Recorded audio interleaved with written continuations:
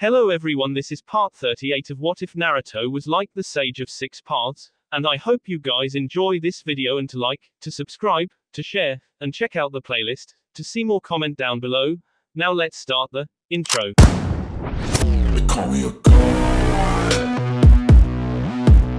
They call me a god. They call me a god. Join my membership, the perks are great. It's in the description. Naruto stepped back from Kakazu's withered form. The man was propped up against a tree, breathing heavily. Apparently having his body suddenly catch up with around 70 years of aging all in one go was a stressful process. Naruto ignored the now aged Akatsuki member for the moment, a troubled frown on his face as he thought about what he had learned. However, as concerning as the information was, he still had to deal with the problems he had right now. His head snapped up though when he heard the faint buzz of the barrier coming down. He could actually see the glyphs and symbols of the kanji begin to change as it recognized his victory. Before his window of opportunity closed though, Naruto s his hand into the ground. Kuchios. The area around him burst into clean white smoke that s away after a moment to reveal his friends. However, it took Naruto no time at all to realize something was wrong when Haku was carrying a far too pale Tayuya. Naruto. Haku immediately spotted his blonde friend after the mild confusion of going through a summoning. 1 minute he had been running with Tayuya in his arms towards Uzushio, assuming that was where Naruto would be, the next he was here. Haku. What's wrong with Tayuya? Naruto frowned as he gave a precursory glance over the redhead, not liking what he was seeing. She seemed to have multiple SW all over her body, her skin was pale and she hardly seemed to be breathing. Haku gently placed the girl down in front of the blonde, giving her a worried last look before standing back up to look at his friend.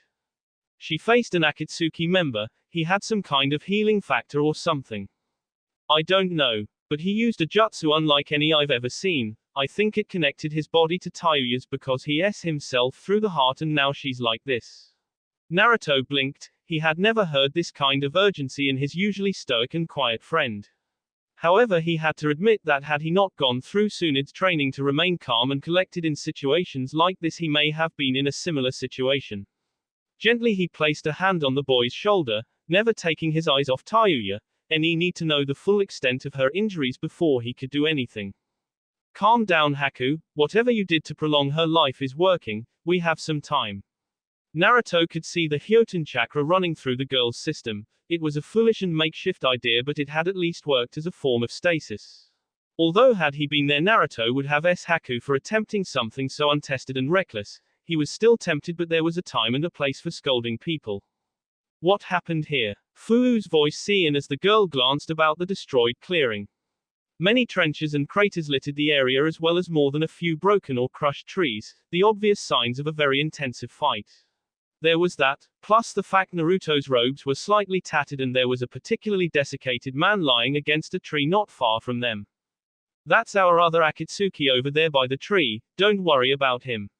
Fu just nodded, taking Naruto's word for it as she continued to glance about, marveling at the destruction a fight between Naruto and an Akatsuki could cause. How are you two so calm? Both Jinchuriki looked around at their friend with a little shock. He had descended to a knee next to Tayuya and was staring up at him, his eyes a little red from tears. Naruto just smiled kindly as he crouched, placing a hand on Tayuya's shoulder. Don't worry, Haku, I once promised I would never let another friend s while I still had power to prevent it.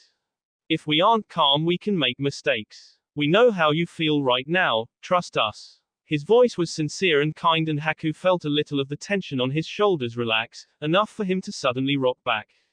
He was exhausted and had been running on fumes since his fight with Hiden, and it was beginning to finally show as the adrenaline wore off. Come on, we need to carry on. I can't do anything to help Tayuya while my chakra is suppressed like this. I only had time to summon you guys before the barrier came down. Now that his fight was over with Kakazu, he was under the effects of the island spanning seal again. We need to find somewhere that's out of its area of effect. He looked toward the center of the island with narrowed eyes. I'll bet that's in Uzushio. After all, it made little sense for a village of shinobi and chakra-sensitive people to restrict themselves in their own home. Thankfully, carrying Tayuya proved to be little issue even with Haku exhausted and only barely able to walk. Naruto may have been prevented from expelling his chakra in any useful way, but techniques that were purely internal like Tsunde's strength were still fully accessible. The girl was light as a feather as he gently carried her bridal style. If Fu was at all jealous of the position, she wisely kept it to herself as the group moved swiftly towards the center of the island. One or two times they came across the barriers, but with Naruto able to spot and see them, they could skirt around Hiroto's commandeered arenas. However, it wasn't all that long before they came across a new problem in the form of an enormous wall that seemed to span the entire circumference of the village. That wasn't the problem though. The wall itself was shattered and broken, evidence of a long siege against its stoic facade. The problem was the massive barrier array that stuck to the wall like a second skin, not see with H and damage like its material counterpart. All along it, Naruto could spot those same lightning-containing seals that mocked him, daring him to try and absorb the barrier's chakra.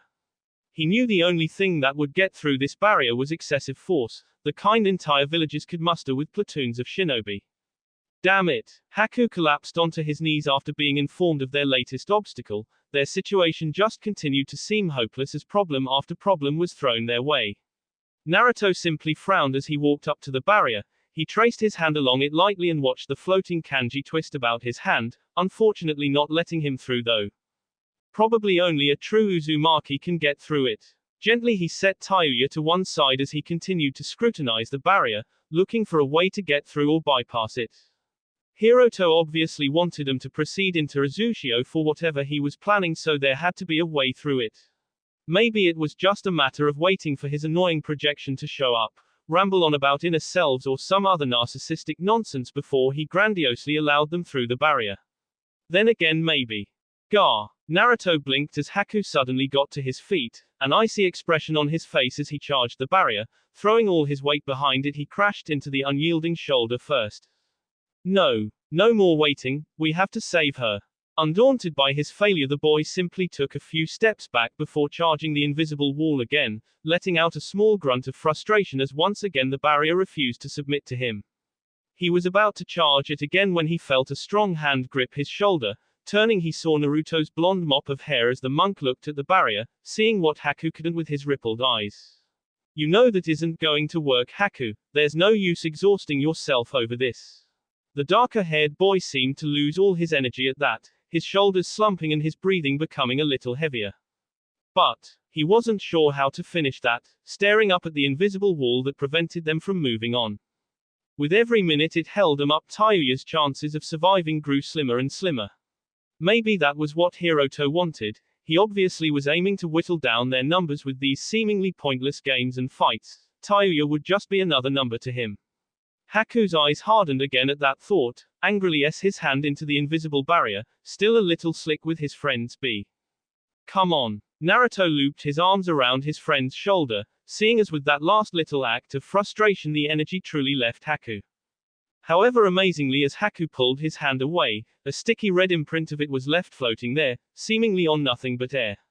Naruto caught it out of the corner of his eye and turned, watching with slightly widened eyes as the kanji around the handprint of Tayuya's B pulsed excitedly before changing to an energetic green. Before the blonde's eyes, the B handprint was slowly absorbed into the barrier as the invisible wall itself slowly fell, leaking away in a large gate-like opening.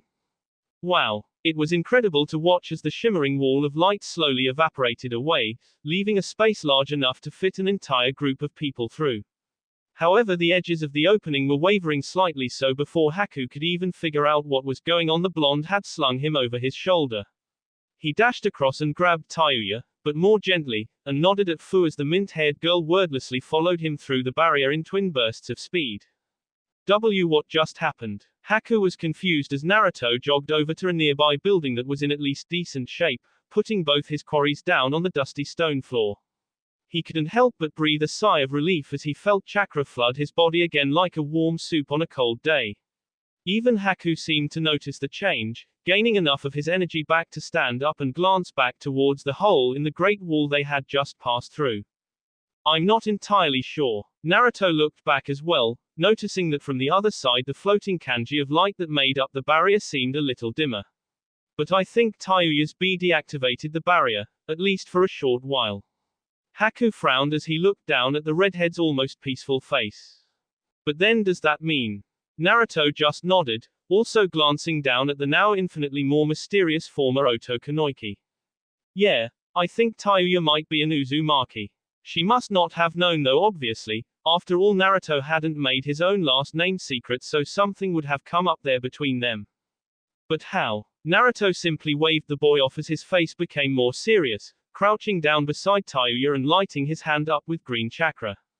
No time for that, we'll have plenty of time after we've healed Tayuya. Haku just blinked his shock before nodding dumbly, still a little dazed from his exhaustion and the entire situation. Alright. Naruto just nodded absently, not even registering the boy said anything as he completely devoted himself to what he was doing. He ran a green lit hand up and down the redhead's body, checking for anything and everything that would need to be healed in order to stabilize the girl. Haku glanced up worriedly as Naruto hummed in thought, his eyes focused on the girl but he didn't disturb him. As good as Haku was at healing, Naruto had been trained by Tsunade directly. Right here he was the healer and Haku was just the inexperienced onlooker. However, with every frown that creased Naruto's brow or thoughtful hum that seemed less hopeful than Haku would have liked, the ice wielder grew more and more worried. Finally though Naruto looked up, the green glow from his palm fading, Haku felt like melting into a small, relieved puddle as a smile lit up Naruto's face. You don't need to worry anymore Haku, Tayuya will be fine. The blonde stood up, clasping his friend's shoulder with that same warm smile lighting up his face. You did great Haku, if it wasn't for you she really would have back there, as it is now she'll be fine. Naruto left out the fact that a large reason why Tayuya was still alive was because she had taken the injury with nature chakra still filling her system and that had done a lot to lessen the damage, but he knew his friend was in a fragile state of mind right now and needed all the cheering up he could. Fu, come on, I'll need you to work off the slight damage the ice will have done to Tayuya's system and safely get her metabolism back up again. The mint-haired girl simply nodded, already tying her hair up as Tsunade had instructed her to when dealing with complex operations. Now that the imminent danger had passed, Haku sat down wearily against a shattered wall, looking up at the sky as Naruto and Fu began making preparations. However, after a few moments curiosity finally got the better of him. What exactly are you going to do? Naruto looked across, having been cleaning his hands by condensing water around them. It was something he had learned from Shizuku's memories. We're going to induce a mild form of Tsunade-sensei's mitotic regeneration. It'll grow back the damaged or missing tissue by replicating cells that are already there. However, instead of her full body technique, we're going to localize it to her W to reduce the impact it would have on her lifespan. Haku just nodded, understanding only a little of what Naruto was talking about. He had never felt more envious of the boy's tutelage under the famous medic Nin than he did right then.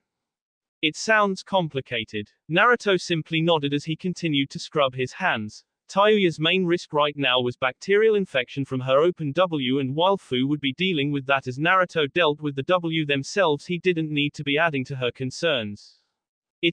Normally it would take something like Tsunade Sensei's Yin Seal to accomplish, both for the enormous amounts of chakra and the splitting of it into yin energy. However, I can do both of those things myself. It's going to take some time though, so I can take it slow. If I do something wrong, the new cells could easily become cancerous and divide too much. Haku just nodded again, wisely keeping his mouth shut and allowing the two more competent medics to do their work.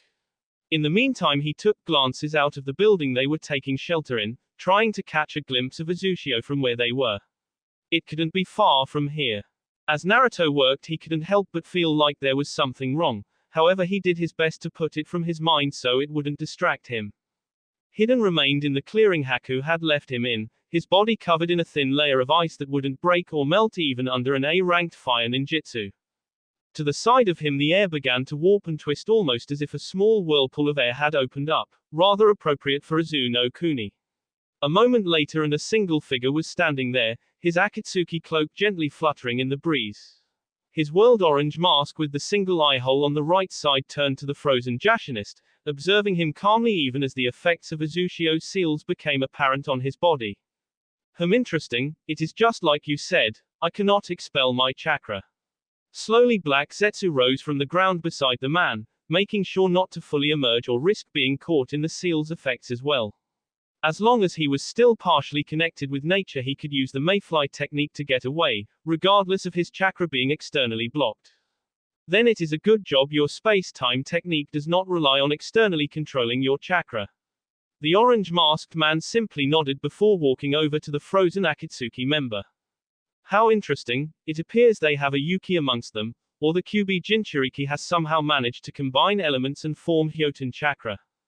Though that's unlikely, yet I could have sworn the Yuki had been wiped out in the Kiri Civil War though, they were too dangerous to be left alive after all and I'm looking at perfect evidence for that. His voice was deep and low but it held a curious edge like a scientist discussing an experiment with a colleague. He did a once-around of the frozen Jashinist before smirking underneath his mask. This really is interesting. Hiden's immortality always was a point of interest for me. I would so love to thaw him out to see if he could survive through having every cell in his body burst after the water in him expanded as ice. That was if I didn't end up shattering him by accident. I can sometimes be so careless when I work after all. Zetsu simply stayed to the side and watched in interest as the man took a hold of Hiden's left arm. With a swift movement he pressed the side of his palm into it, shattering the ice and completely detaching the Jashinist's forearm from the rest of his body. In any case I will be taking the ring back. You have no need for it now after all. It was almost as if the man was talking to the statue of a man, unaffected by the fact he was now holding a severed arm. After a moment or two though it seemed to disappear in a swirl of displaced air, seemingly sucked into the dark eye hole of the enigmatic orange mask. A moment later the man followed in a similar fashion, leaving Hiden exactly where he was, still perpetually frozen in place, sans his left arm of course. Kakuzu wheezed slowly, making his third attempt at standing up from where Naruto had left him against the tree. However his weakened, frail legs wouldn't support him yet and he only slid back down the tree uselessly. He would have cursed his frustration if he wasn't so ashamed of how weak and pathetic his elderly voice sounded. It was even worse because he couldn't access his chakra, just like the brat had said, it was like he was suddenly cold inside, void of something drastically important. Pathetic. The air warped next to the frail man as Toby stepped out of his technique, touching down on the ground without a single sound. To allow a mere child to do this to you, to leave you in such a state. Kakuzu looked up at the new arrival, blinking his confusion as he stared up into the darkened eye hole of the bright mask.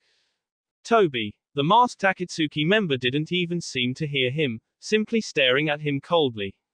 I had thought you would put up more of a challenge. I even had a small hope you would win, but here you are, finally showing your true age after all this time. Kakuzu was confused. In the Akatsuki Toby always had a bright, cheerful, and higher-pitched voice. Now it was deep, darker, and even foreboding in a way. It was unsettling how different the enigmatic man seemed. Oh well, in the end you served the purpose you were set, now tell me about the Kyuubi Jinchuriki. Kakuzu could only stare uncomprehendingly up into that dark hole in the mask, seeing past it to the glowing red eye it hid, complete with 3 encircling tomo that began to spin lazily. He became lost in those spinning tomo as their rotations grew faster and faster until finally his world became dark. In the final stop on his trip Toby once again reappeared, this time in the burnt and scorched landscape of Fu's battle, staring down dispassionately at White Zetsu's limp form. He simply stared for a few moments, noting the absence of the ring on the humanoid's hand as his own hand curled into a fist. He looked around, observing the damage and trying to glean what he could about the Nanabi Jinchuriki's abilities from the aftermath of her fight. This place truly is cursed, I can see why he warned me away from this place.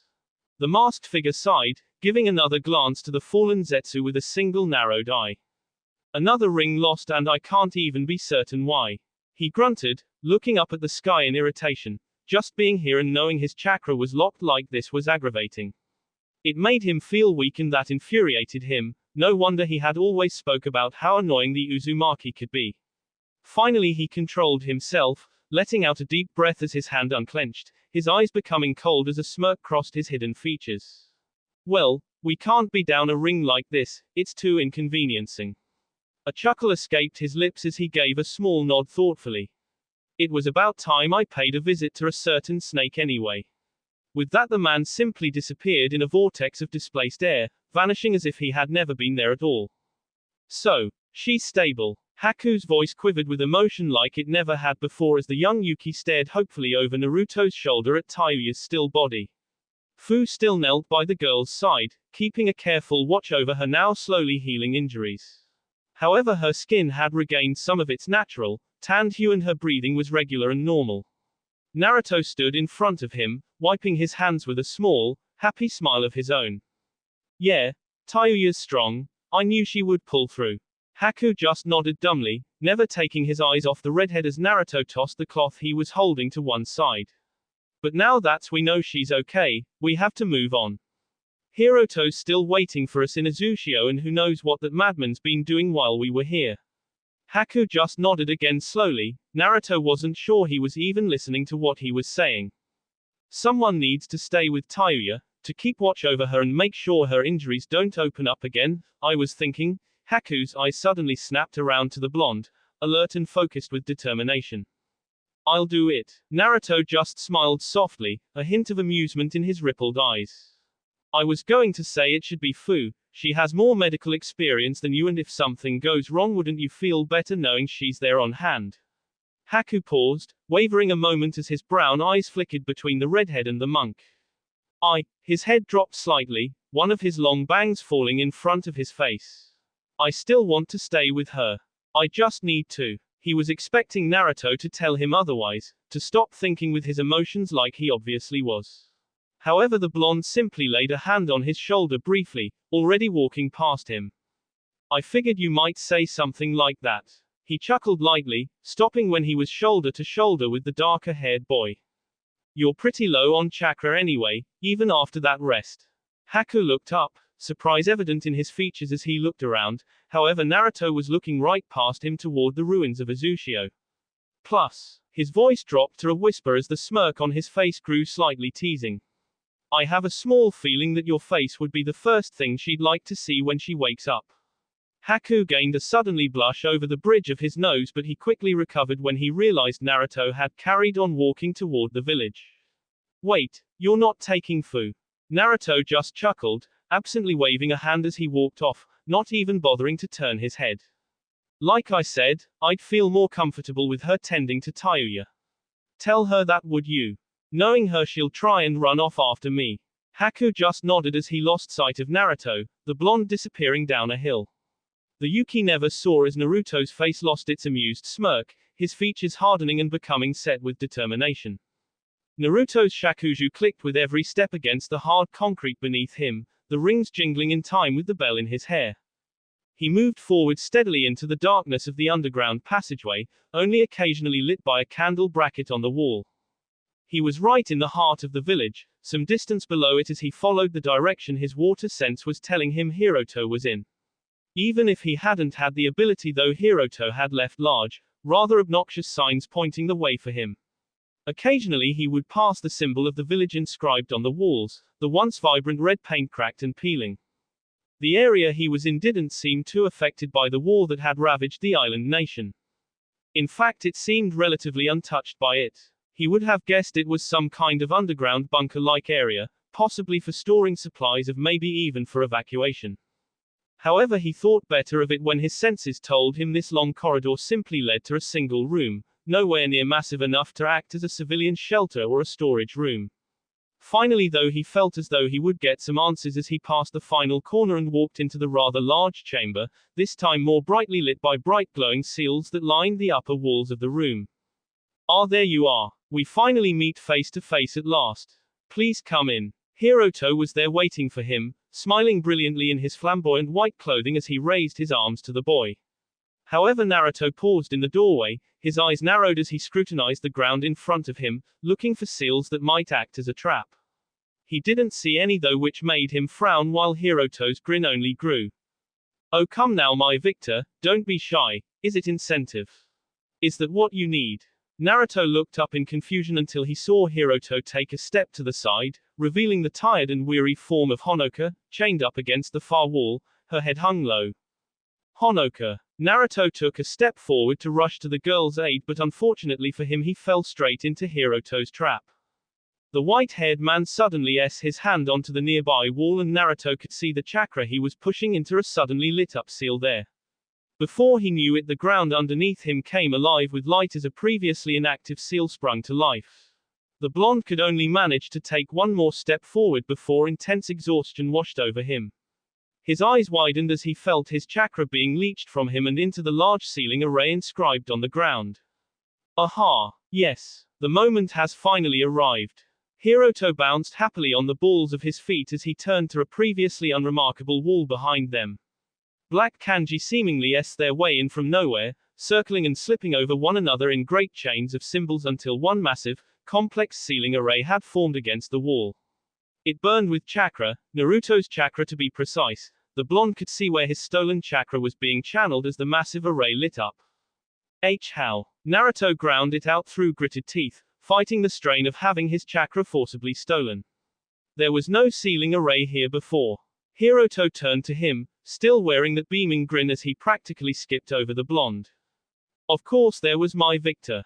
He said it tauntingly now in that chipper, victorious voice, mocking the downed blonde. Naruto was desperately trying to hold on to his chakra through his preta path, but the seal on the ground was far too powerful. He had a feeling it would be possible in Sage mode, but his control was too messed up to even consider gathering Senjutsu. You simply couldn't see it because there was no chakra in it yet. The white-haired man mockingly touted a finger at the teen with a smirk. You played your hand too early, my blonde friend. You let me know you could see chakra when you stared up at the barriers.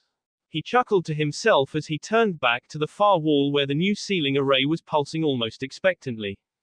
On any other day those eyes of yours would positively fascinate me.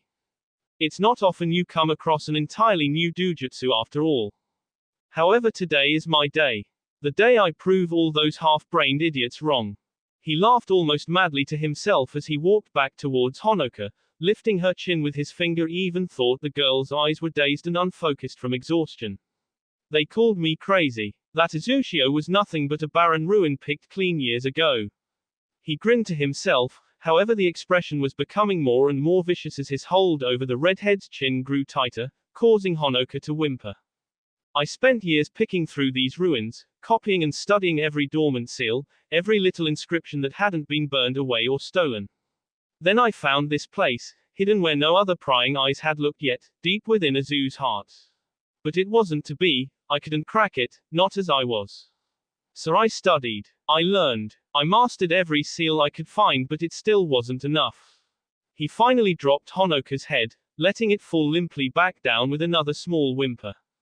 I was no Uzumaki. Their B didn't run in my veins, so I couldn't access the island's defenses that I had so painstakingly put back together. He grinned though as he stood back up, looking down at Honoka and throwing his hand out dramatically with an extravagant flourish. But fate saw fit to hand me her. A real, breathing Uzumaki with their oh-so-precious bee running through her veins. He turned back towards the blonde, running back over with childish glee to skid to a halt just outside the draining seal's area of effect. From there it was only a matter of time before the island's amazing defenses were under my control. You experienced them yourself. The barriers designed to localize any fighting to specific areas where the rules could be changed to suit the Uzumaki fighting style.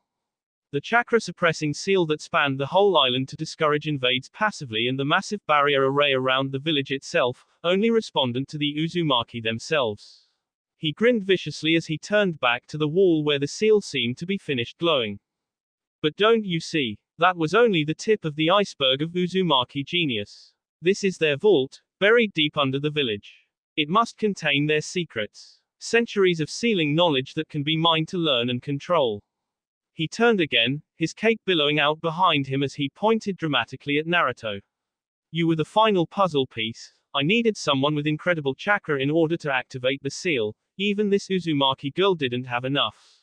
He waved his hand at the chained girl, the reason for her exhaustion becoming apparent now, making Naruto scowl and try to lift himself up again.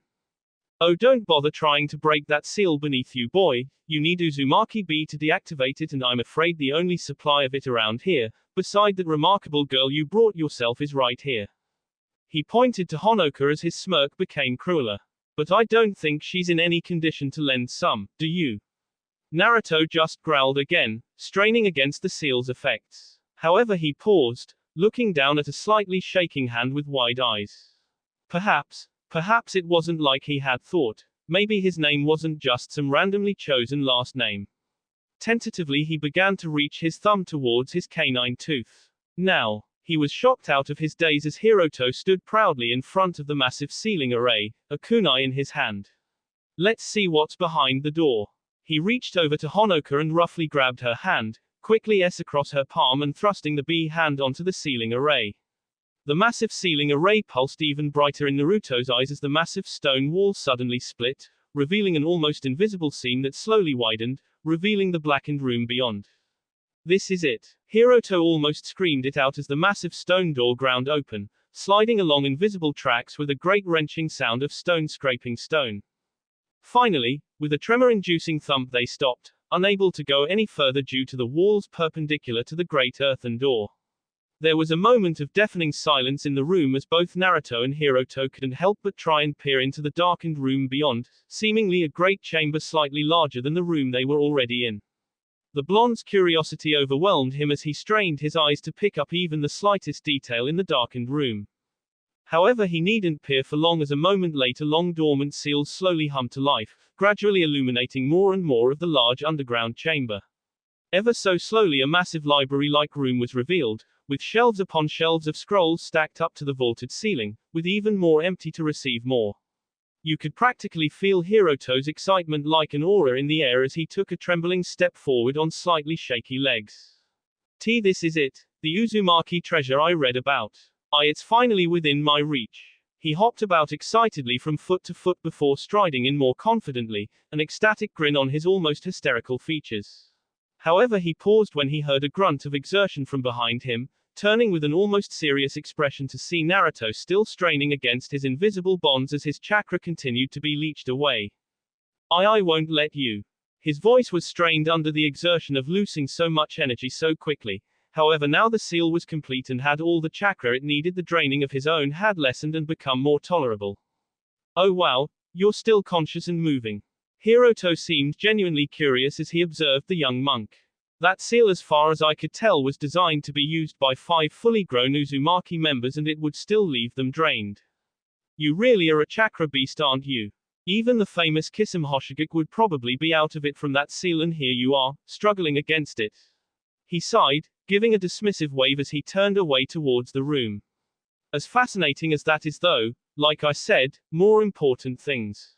With that he gave another extravagant flourish towards the library and without another word rushed right in. Naruto sank back down, struggling to keep his shaking limbs under control as he fought to rein in his escaping chakra. Now that the seal had slowed in its leaching, it was easier, but by no means easy. His breathing was becoming ragged. Finally he just gritted his teeth, figuring he had little else to lose right now than that small childish glimmer of hope that had always resided in his heart over his true family. He quickly bit into his thumb before smearing his bee on the ground. For a few heart-rending moments nothing happened.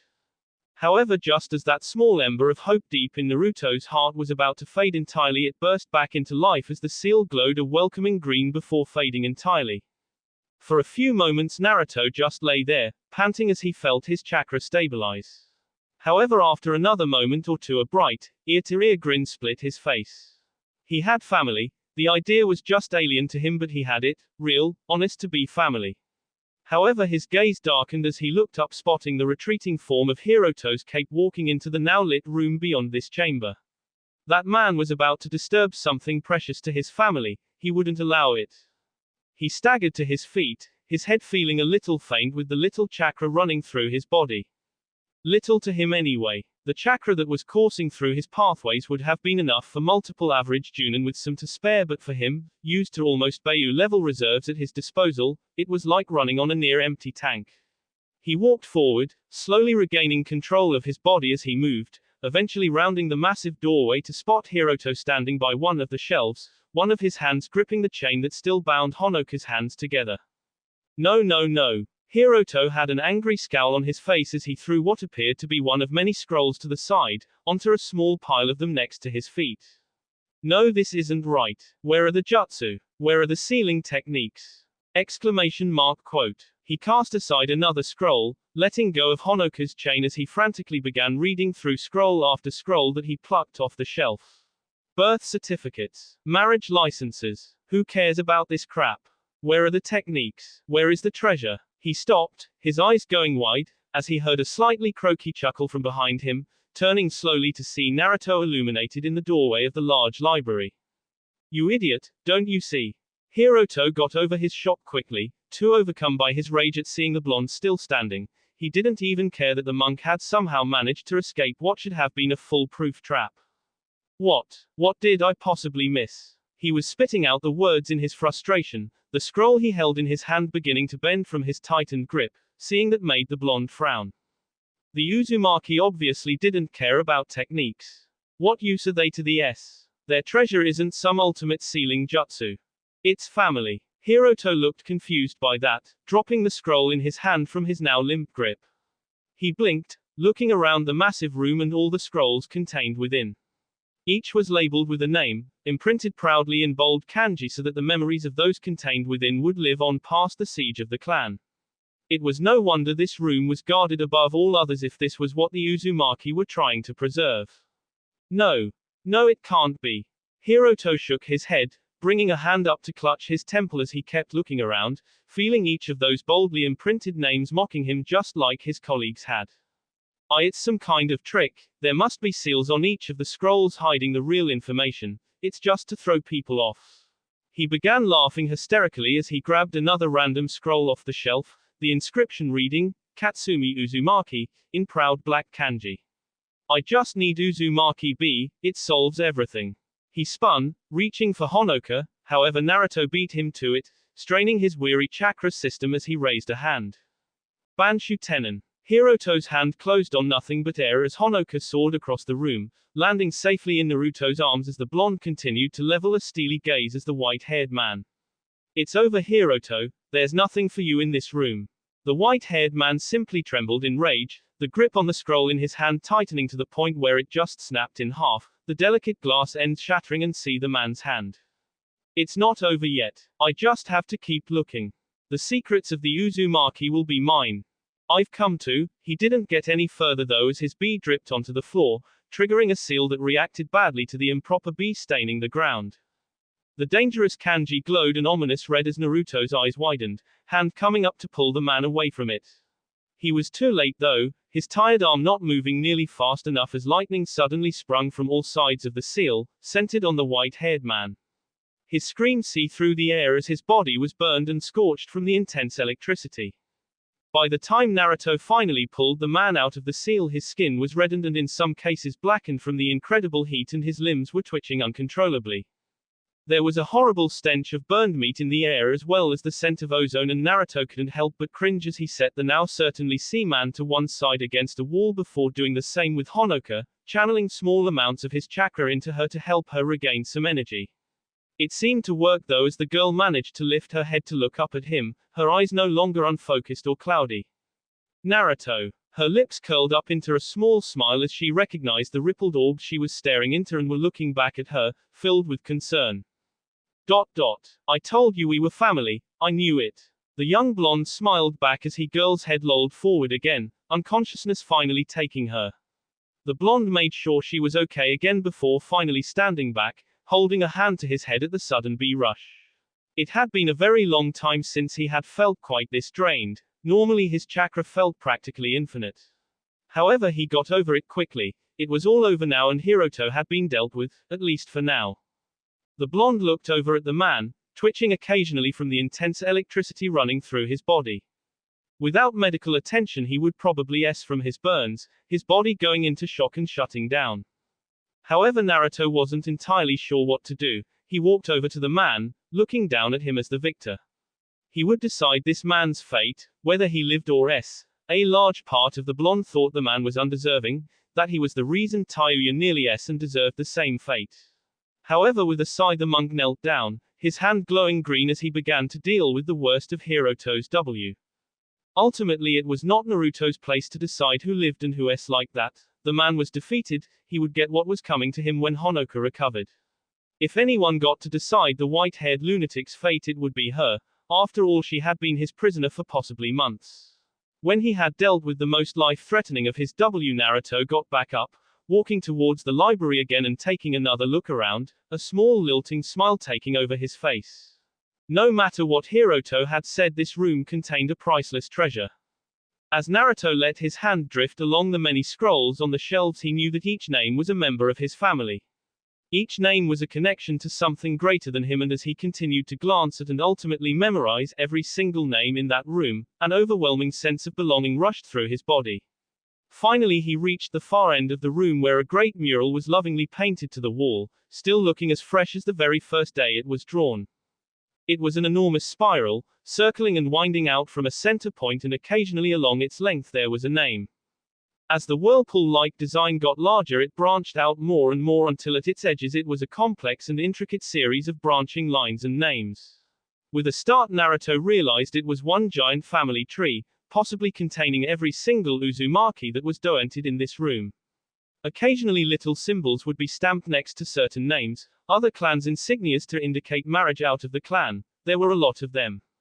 Naruto just smiled as he traced the main branch of the whirlpool as it slowly got thinner and thinner to accommodate more and more names. Somewhere in this mural was his mother, or his father, and in another life, his name might have been inscribed here as well. Slowly he managed to tear his eyes away from the history of his family, turning back to the small pile of scrolls Hiroto had so carelessly discarded to the floor. One by one he picked them up, replacing them on their respective shelves until he came across the one the man had crushed in his hand. Carefully he unraveled it before grabbing a blank scroll from the end of the shelf, seemingly resting there for this very purpose. Slowly and meticulously he began to copy out the information inside to the new scroll so that none of his family would be forgotten. Azushio may have been destroyed, but the Uzumaki were far from The next week was one of recovery for everybody, in some cases physically like Tayuya and in others, emotionally, like Naruto. However, the entire island seemed to have a certain calm about it, the ruins once again returning to just that, ruins. However, as Naruto sat atop the remains of an old concrete building, tilting dangerously to one side, he couldn't help but feel like a new life had returned to his ancestral home.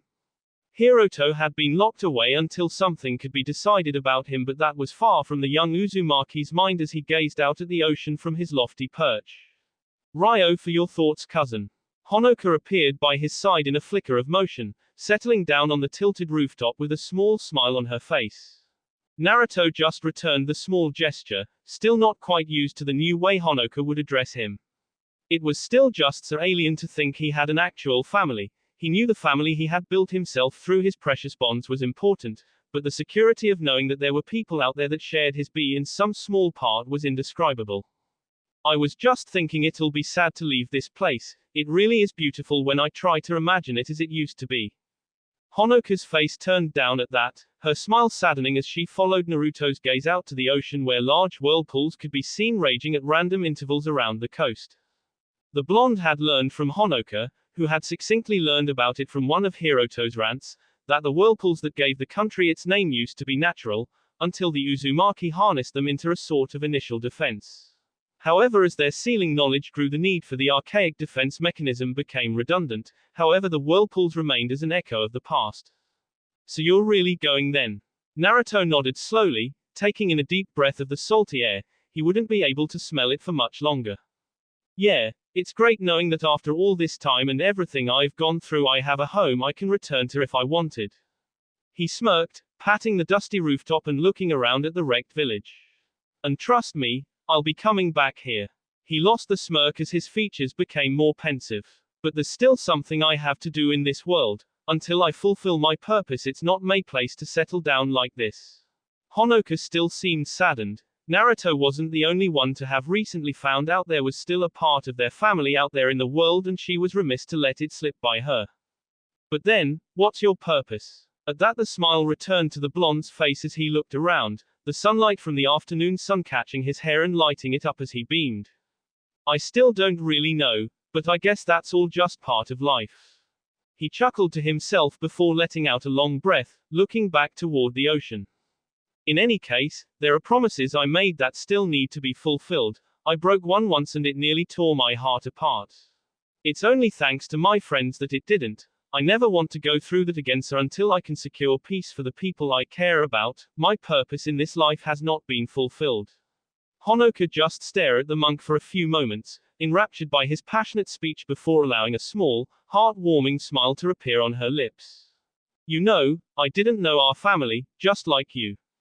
But at least from what I heard from Hiroto, and from what I saw in the vault. I would like to think they would be proud of that dream. She leaned over, wrapping her arms around the slightly taller teen and hugging him tightly before standing up, giving one last glance around at the ruins of her home. I can let you outdo me, I'm a proud Uzumaki too, so I'm going to do whatever is in my power to rebuild our home. I won't let another of our family go through what we did, so I'll make sure there will always be a place for us here.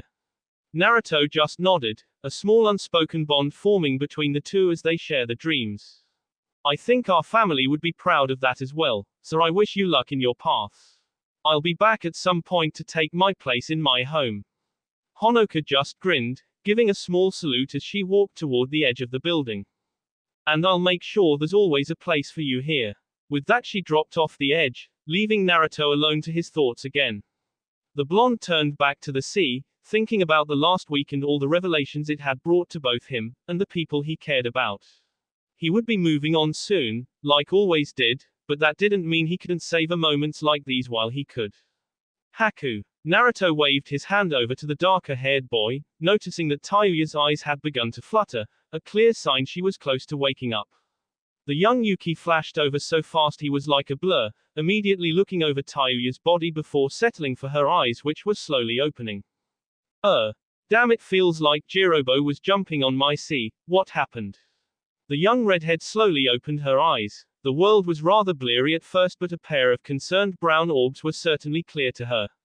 Haku. The ice user quickly nodded with a smile on his face as Tayuya blinked to clear her eyes and shook her head, peering up closer at the boy. Haku. The Yuki grinned as he nodded again, tears just beginning to percolate in the edges of his vision. Yeah, it's me, Tayuya.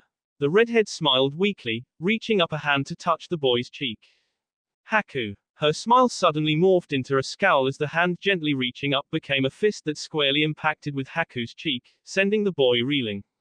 You idiot. To the side Naruto, Fu and Honoka had large sweat drops hanging off the sides of their temples as Tayuya suddenly jumped off the bed, straddling Haku and grabbing him by the front of his kimono, shaking him comically. Why the F did you go and sus? She continued to shake the boy back and forth, causing swirls to appear in the Yuki's eyes. Tayuya. The girl finally stopped shaking the poor effeminate teen long enough to turn and glare at Naruto, her head still a little fuzzy from just waking up. What? The blonde flinched slightly at the powerful gaze until Tayuya blinked, realizing who she had shouted at, her eyes widening. Wait, sir, I'm not S. Naruto shook his head quickly and a small smile began to spread over the redhead's face. However, he gulped as it immediately turned into a frown, quickly morphing further into a scowl as she roughly got off of Haku only to stride over towards Naruto. The hell, blondie? You revived me with that messed up reanimation jutsu. Am I AF zombie now or something? Naruto's sweat dropped again. Tayuya must have been really confused after waking up or something. However, he quickly put his hands up, taking a subconscious step backwards away from the seething former Kanoiki. No, I swear. Haku managed to freeze your body before you could we just healed you, no reviving at all. Tayuya paused mid-step, taking in Naruto's words before turning back to Haku, who had just managed to get up and dust off his kimono top. The redhead immediately gained a small bush over the bridge of her nose as she thought back to what she had at the time thought to be her words, although they appeared to be a little less now. Likewise Haku seemed to be a little flustered as the two moved closer together, a faint trace of pink dusting his cheeks. Well, thanks, I guess. From the side Honoka leaned over to Naruto, unable to tear her eyes away from the unfolding drama. Has your friend always been this sunder? Naruto just turned to the girl, clearly confused. What's a sunder? Honoka just waved him off as she continued to watch the two blushing teens. Never mind. They both turned back as Tayuya finally seemed to work up her nerves, red now more predominant on her face as it slowly worked towards the shade of her hair. Well, that I said. I thought I was and, well, however the girl's eyes went suddenly wide as Haku ducked in, stealing a small K from her while she babbled. However, after a moment or two her surprise gave way to acceptance as her eyes became lidded and she leaned back into the intimate gesture. After another few moments Honoka coughed awkwardly into her hands and Tayuya's eyes snapped open again as her hand reached up to smack Haku right in the cheek. The boy staggered back, hints of confusion in his chocolate orbs as he looked at the now heavily blushing girl. That was for freezing me, you idiot. It was stupid and reckless. She hesitated for a moment before leaning back and the pale-skinned boy on the same cheek tenderly. And that was for saving me, I guess. Over on the side of the room, Honoka now had hearts in her eyes while Fu and Naruto exchanged a brief glance before leaving the room, dragging the other Uzumaki with them before she pounced on the new couple. Naruto smiled at the memory. Ever since the island, Fu and him had been wondering when the two friends would finally work up the nerve to confess how they properly felt to one another. Naruto might have even placed bets with Fu if he wasn't a monk. After all, they weren't subtle about it, even if the other seemed completely oblivious. The blonde wondered if that was what the whole Sunda thing Honoka was taking about meant before quickly shaking that out of his mind. The week had been filled with heartwarming moments like those, especially now that Haku and Tayuya were finally open about their feelings. So what? I'm an Uzumaki because my bee deactivated some barrier seal here. Naruto nodded, backed up by Honoka. The three of them were sitting in a quiet, relatively sound building that was only missing its roof. But I mean, this place is pretty huge. The Uzumaki had to have other clans or families living here, right? I might just be related to one of them. Naruto could tell the girl was desperately trying to deny it in her own mind. Different people took life-altering news differently, and Tayuya was just so used to the concept of having no kind of real family that the knowledge she was wrong was too much for her. Actually, the Uzumaki were well known for their red hair. It's very likely you were related to them. Honoka spoke with a grin on her face, happy to convince the other girl that they were family. Naruto just ran a hand through his very much blonde hair with a slightly disappointed frown. Tayuya frowned as well, the options for not believing this becoming slimmer and slimmer in her mind. So that would make you guys my cousins or something, right? Naruto and Honoka nodded, the latter with an excited grin on her face. It's great, we could be anything from direct cousins through our parents to very distant relatives that probably would never have spoken to one another even if Azushio hadn't been destroyed. I think it's exciting not to know. It means we aren't constrained by what we are to one another. We can just be family. Naruto smiled thoughtfully at that, not having considered it but rather liking the idea. Tayuya just looked down, her brow furrowing from her own thoughts. So what does that change then? Tayuya seemed genuinely confused by all this, and Naruto knew it must be hard on her. Once the adrenaline had left his system, it had hit him particularly hard as well.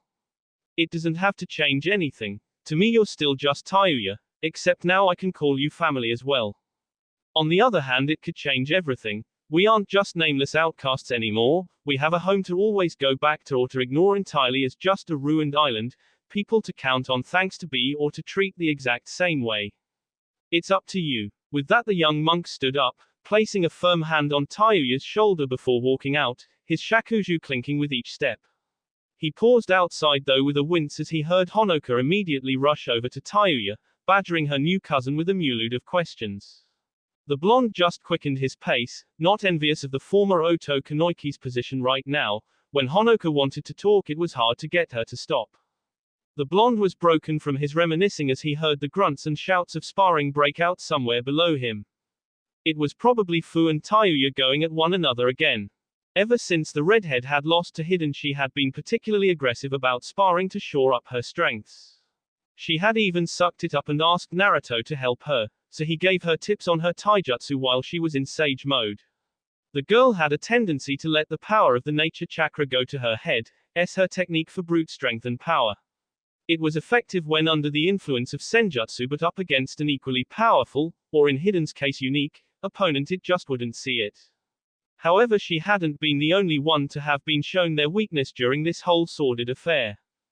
Haku had been shaken by his now girlfriend's near-death experience, and Naruto was sure he was off somewhere working on his speed or technique.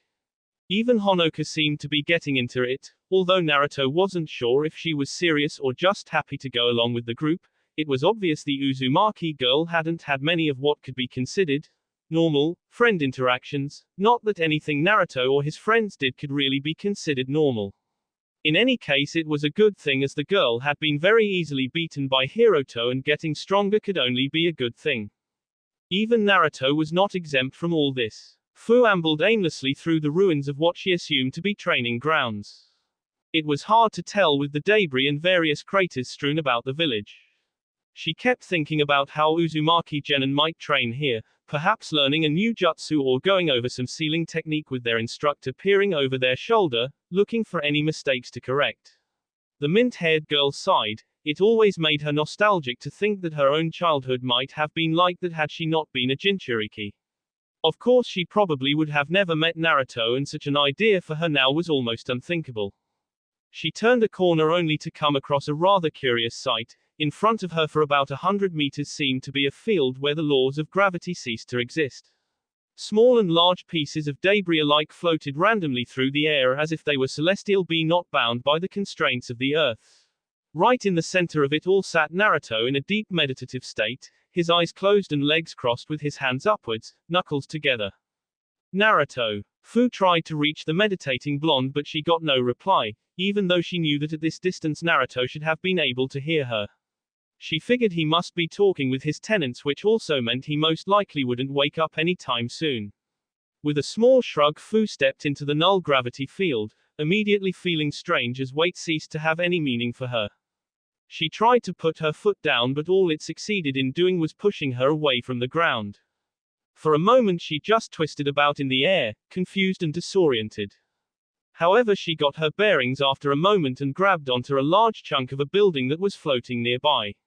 With a shove she pushed herself towards Naruto, the debris floating off until it was out of the field, where it promptly fell back to the ground with a crash and a small plume of dust. The mint-haired Jinchuriki floated lazily through the air, actually rather enjoying the feeling of being weightless like this. Occasionally she would have to push off another floating rock as air resistance slowed her down, or navigate around some debris, but she soon reached where the blonde sat. She dropped gracefully to the ground as she reached the small 2-meter radius circle where gravity existed again. Fu gently tapped Naruto on the shoulder, waiting a few moments before the boy finally opened his eyes, the debris that had been previously suspended falling to the ground in a cacophony of noise and dust. Naruto blinked a moment before looking up with a smile. "Hey Fu, can I help you?" The girl blinked before pointing to the west where the sun was beginning to dip below the horizon. "We were about to eat." She looked around, observing the now gravity-occupied clearing. "What were you doing out here?" She gave him a quick look before he could give her the obvious answers of meditating or training, and the blonde wisely rethought his next words. "I was trying to see if I have reached my peak with the Rinnegan." Fu raised a curious eye but allowed the monk to continue. "I need to know if this is it, if this is all I am able to do. Depending on the answer that I find, I have one of two options: either continue seeking further power from my eyes, or learn something new." Fu just nodded, joining Naruto where he sat. And she was curious now, so Fu could wait. However, Naruto just gave a shrug. "I'm not sure. So far the abilities of my Rinnegan have only presented themselves in dire situations or through intense training. When I think I have reached the limits of a technique, I suddenly find there's a new one, like an expanding puzzle in my mind that I am only beginning to collect pieces for." He raised a hand and a nearby piece of debris floated into the air as the gravity around it was suddenly reversed. "Learning to make things lighter was one of the first things I learned, but it was only after Sora suggested it that I tried making them heavier." He clenched his hand and the rock fell to the ground much faster than it should have, leaving a small crater. "Maybe you should do both." Naruto smiled at that, glad for the input. He shook his head though. With enemies like the Akatsuki, he couldn't afford to spread out his training. It would be better to master his own abilities than try learning something entirely new if it wasn't necessary. "Well, I'm sure it will come to me given a bit of time." He grinned, getting up from his cross-legged stance and offering his hand to Fu, who gladly took it. "Now come on, I'm hungry." The two walked off back to where the others had taken over Hiroto's old camp. Naruto knew that as long as he had his friends with him, an answer would always come in its own time. That will be all for this video. Be sure to like, subscribe, share, and comment down below for more videos. Goodbye.